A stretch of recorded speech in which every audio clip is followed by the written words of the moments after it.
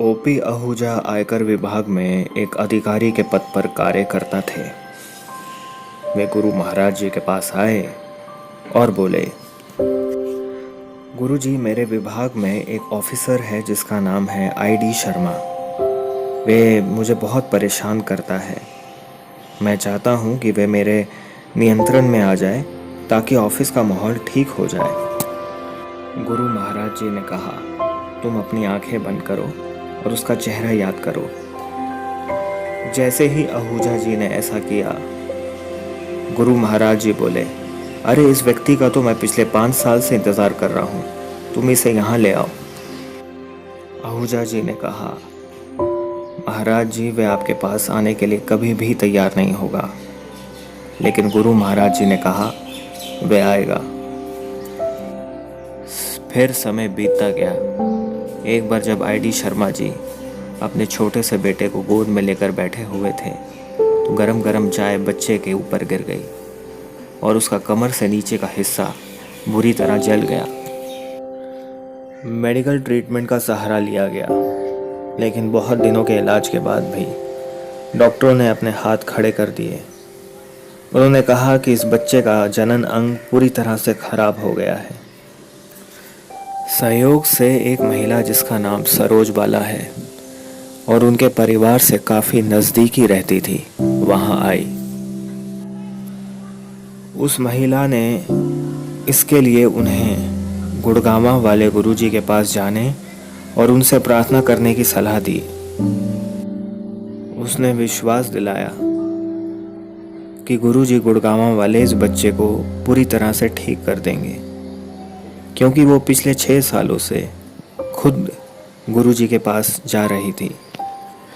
लेकिन आईडी शर्मा जी ने उस महिला को मना कर दिया और बहुत ही कठोरतावश कहा, ये बीमारी ठीक करना तो डॉक्टरों का काम है और जब तक वो सलाह नहीं देंगे मैं इसे कहीं नहीं लेके जाऊंगा। वे महिला चली गई, लेकिन उसे शर्मा जी का इस तरह का रूखा व्यवहार पसंद नहीं आया। लेकिन उस महिला ने एक बार फिर कोशिश की और जोर दिया कि इस मासूम बच्चे को एक बार वहां ले जाओ, क्योंकि उस बच्चे की जिंदगी का सवाल था। तब आईडी शर्मा जी ने इस विषय पर दोबारा सोचा और किसी तरह गुड़गांवा जाने और गुरु महाराज जी से मिलने को तैयार हो गए। जैसे ही शर्मा जी स्थान पर पहुंचे, उन्हें समझ में ना आने वाला अनुभव हुआ। उन्हें स्थान के गेट पर ओम दिखा। वो ओम गोल गोल घूमने लगा। ये देखकर वे थोड़े डर गए। उन्होंने अपने आप को संभाला और देखा कि दीवारों और छत पर भी विभिन्न रंगों के ओम थे। वे अपने आप को एक अजीब से धर्म संकट की स्थिति में महसूस करने लगे। उसने उस बच्चे से पूछा कि क्या वे भी ओम देख रहा है। बच्चे ने उन्हें बताया कि हाँ पापा, मैं भी चारों तरफ घूमते हुए ओम देख रहा हूँ। जब बच्चे ने भी ये कह दिया कि वे भी ओम देख रहा है, तो शर्मा जी का भ्रम दूर हुआ। गुरुजी से मिलने से पहले शर्मा जी ने किसी संत महात्मा या गुरु के पैर नहीं छुए थे। वे अपने पिता और बड़े भाई को सम्मान देने के अलावा किसी और के पैर नहीं छूते थे। शर्मा जी अपने बच्चे के साथ गुरु महाराज जी के पास गए और गुरु महाराज जी से बात की। गुरु महाराज जी ने पूछा, की गल है पुत्र? शर्मा जी ने गुरु महाराज जी को पूरी बात बताई और उस बच्चे के जनन अंग के बारे में बताया। गुरु महाराज जी ने कहा, नहीं, इसके अंग को कोई नुकसान नहीं पहुंचेगा। जख्म है, 24 घंटे में ठीक हो जाएगा। शर्मा जी को यह बात हजम नहीं हुई और वे सारी रात सो नहीं सके। वे अगले दिन 4 बजने का इंतजार करते रहे कि कब जख्म अदृश्य हो और वे देखें। पट्टियाँ खोलने के लिए डॉक्टर को बुलाया गया। ये एक बहुत बड़ा चमत्कार था, खास तौर पर डॉक्टर के लिए। जख्म सूख चुका था। डॉक्टर अपनी आंखों पर विश्वास नहीं कर पा रहे थे। कल का जख्म आज दिखाई भी नहीं दे रहा था। ये कैसे संभव हुआ? कौन है जिसने ये ठीक किया?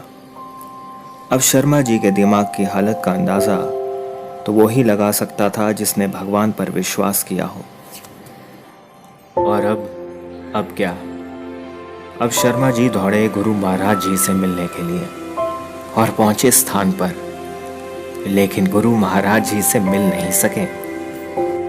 जिस सेवादार ने उन्हें बताया कि गुरु महाराज जी वहां नहीं हैं, वे उसे अपना संदेश देते हुए बोले, ठीक है, मैं कल फिर आऊंगा। कल और एक बार फिर कल। लेकिन शर्मा जी को गुरु महाराज जी के दर्शन करने का सौभाग्य नहीं मिल पाया। 5-6 दिन से ज्यादा का समय निकल गया।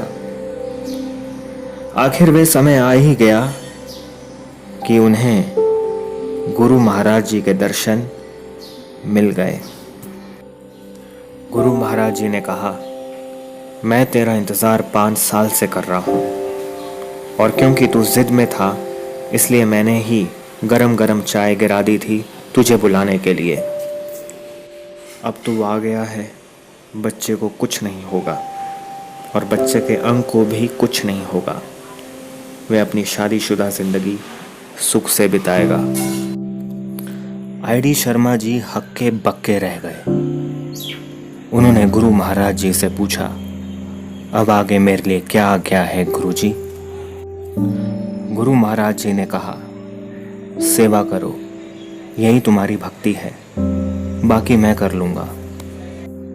साल बीतते रहे। वे बच्चा धीरे धीरे बड़ा होकर खूबसूरत नौजवान बन गया। उसने अच्छी शिक्षा प्राप्त की और उसकी शादी हो गई।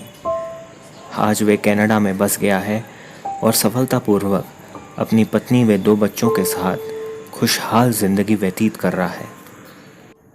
तो ये है गुरु महाराज जी की महिमा।